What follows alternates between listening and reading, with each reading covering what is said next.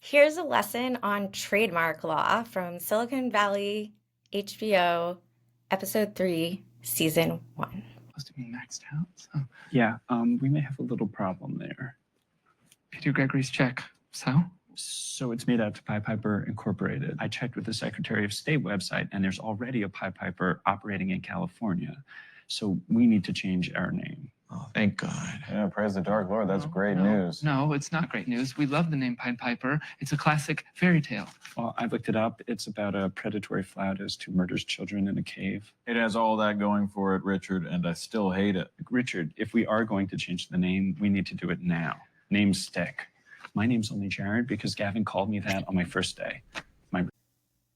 How real is Silicon Valley, HBO? The writers took a lot of creative license and factual license with this episode, so let's debunk some of the things that happened in this scene, even though it is hilarious TV. All right, number one. An investor, before they write you a check, is going to do something called due diligence. Then lawyers will get involved, and no check will be written unless your articles of incorporation have been reviewed. So one, Peter Gregory would have never written a check to Pied Piper without seeing all of that paperwork. Number two, this is a little lesson in trademark law.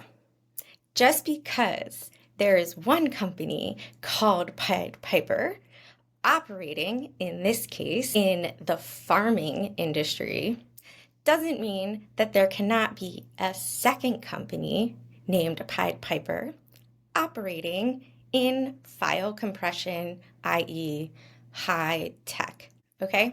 The trademark law is this: as long as a reasonable consumer would not confuse the two companies because they're not in the same industry, they're not direct competitors, then there can be two companies called Pied Piper. Now, it's the premise of this entire episode is getting the name Pied Piper and that trademark law being that there can't be two, but 100% there can be two, and I'll tell you a story later. The third thing is that Jared says names stick. Names don't really stick that much. You have to remember that you are a small, tiny company, and not many people know you, not many consumers are using your product, and there is an opportunity to rebrand. Plenty of companies change their name. Yahoo was originally called David's Guide to the World Wide Web. Amazon was originally Cadabra. AOL was originally Quantum Computer Services. So let's be real. You are so small, your name can just be Project X until you figure out what your brand is and what your users and customers would be attracted to. So, how real is Silicon Valley HBO? Based on this scene, we have 3 errors.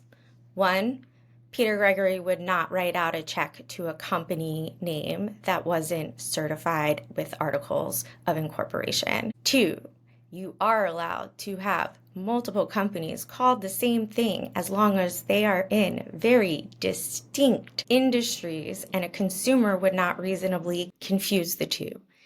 And 3, early on, names don't stick. Even big companies change their names over time. So in this scene, Silicon Valley HBO, not that real.